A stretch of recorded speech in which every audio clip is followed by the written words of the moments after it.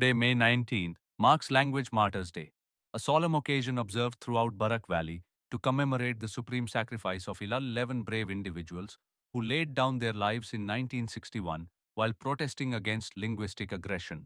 On this very day, shut 64 years ago, a massive protest erupted in Barak Valley demanding official status for the Bengali language and safeguarding its dignity as the mother tongue of the region.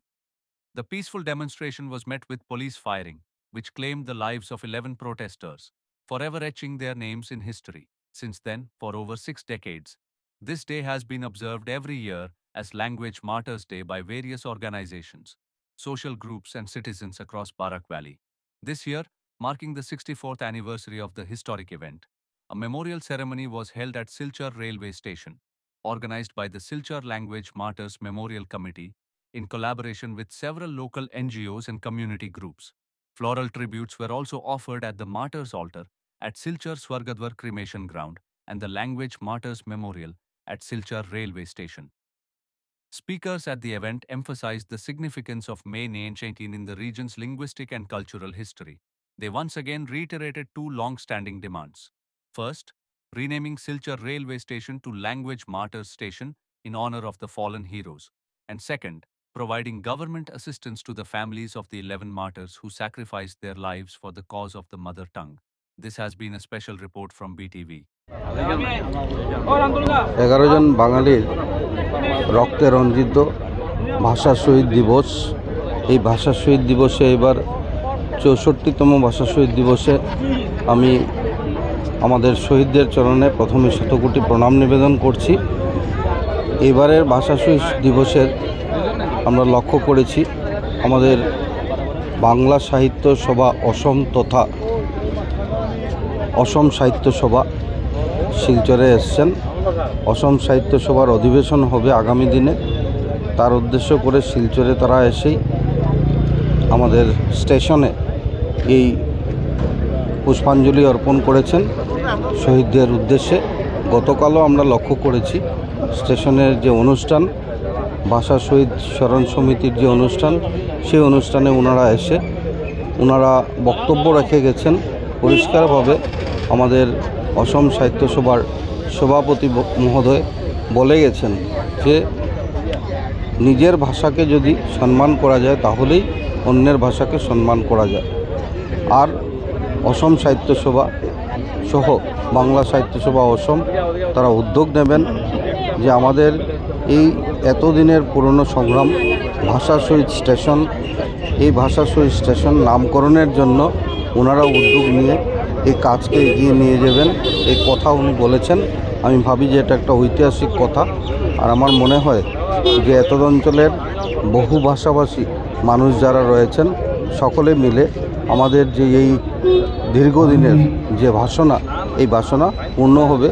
আর তার মধ্য দিয়ে আমাদের এই 11 জন শহীদের আত্মার সদ্গতি হবে, এটাই আজকের দিনে কাম্য।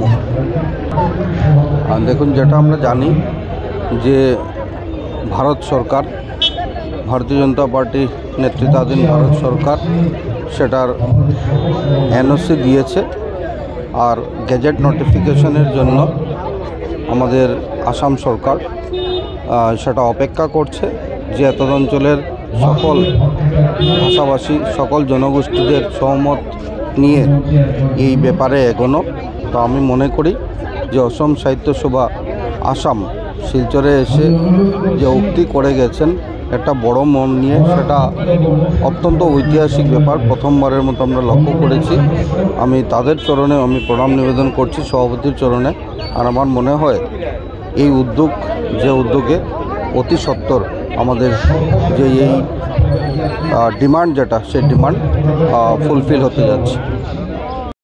আজ ঐতিহাসিক 19শে মে পবিত্র ভাষা দিবস। আমাদের 1961 সনে এই দিনে শিলচর রেলওয়ে স্টেশনে বাংলা ভাষা, মাতৃভাষাকে রক্ষা করার জন্য 11 জন শহীদ হয়েছিল। সেই শহীদের আজকে পূর্ণ দিনে আমরা তাদের শ্রদ্ধা জানাতে শিলচরে এই শ্মশান ঘাটে এসেছি। আজ 1961 থেকে 64 বছর হয়ে গেল, আজ পর্যন্ত আমাদের এই ভাষা শহীদরা সরকার থেকে স্বীকৃতি পায়নি। এটা বরাকবাসীর জন্য অত্যন্ত লজ্জার ব্যাপার। এমনকি আসামের অগপ দলের মন্ত্রী বিধানসভায় দাঁড়িয়ে বলেছেন সে 11 জন নাকি দুষ্কৃতী ছিল, তাদের পুলিশ গুলি করে মেরেছে। আজকে আমরা এই শ্মশান ঘাট থেকে দাবি করছি, যদি চন্দ্রমোহন পাটোয়ারি বরাক উপত্যকার মানুষের কাছে ক্ষমা না চান, তাহলে অগপ দলকে বরাক উপত্যকার মানুষ বয়কট করবে। আজকে অসম সাহিত্য সভা 64 বছর পর এসছে বরাক উপত্যকার শহীদদের প্রতি শ্রদ্ধা জানাতে। আমরা তাদের স্বাগত জানিয়েছি, কিন্তু আমরা এও বলেছি ভাষা শহীদ স্টেশনকে ঘোষণা করতে হবে। কেন্দ্রীয় সরকার অনুমোদন দিয়েছে 10 বছর আগে, কেন্দ্রীয় রেল দপ্তর অনুমোদন দিয়েছে 9 বছর আগে। তারপর রাজ্য সরকারের কাছে জানতে চাওয়া হয়েছিল ভাষা শহীদ স্টেশনের নামটা কী হবে। সেই নামের প্রতিলিপি আজ 6 বছর ধরে দিসপুরে পড়ে আছে। আমরা চাই এই বছর আজকের দিনে ঘোষণা করুন মুখ্যমন্ত্রী যে আমাদের এই ভাষা শহীদ স্টেশন হবে, এবং সেটা হবে আমাদের বরাক উপত্যকার ভাষা শহীদের প্রতি শ্রদ্ধাঞ্জলি। এবং সেই সঙ্গে আমাদের দাবি আছে, সর্বানন্দ সোনোয়াল যখন মুখ্যমন্ত্রী ছিলেন তখন উনি এসে বলেছিলেন ভাষা শহীদ স্মারক সংগ্রহালয় করবেন, তার জন্য আসাম বিশ্ববিদ্যালয়ে 5 বিঘা জমি দিয়েছে, কিন্তু আজও রহস্যজনক কারণে সেটা হচ্ছে না। শহীদ পরিবারের কি অবস্থা, ভাষা শহীদদের স্বীকৃতি আজ পর্যন্ত আমরা পাইনি। যেখানে আসাম আন্দোলনে, বিদেশি বিতাড়ন আন্দোলনে তাদেরকে শহীদের স্বীকৃতি দেওয়া হয়েছে। তাই আমি দাবি করছি আসাম সরকারের কাছে যে তাদের শহীদ হিসাবে ঘোষণা করুন, শহীদ পরিবারকে আর্থিক ক্ষতিপূরণ দিন। যেভাবে আসাম আন্দোলনের সঙ্গে যারা শহীদ হয়েছে তাদের যেমন সেই স্বীকৃতি দিয়ে আর্থিক ক্ষতিপূরণ দিয়েছেন, তেমনি একাদশ ভাষা শহীদকেও দিতে হবে। এই দাবি জানিয়ে আমি আমার ভাষা শহীদদের প্রতি শ্রদ্ধা জানাচ্ছি।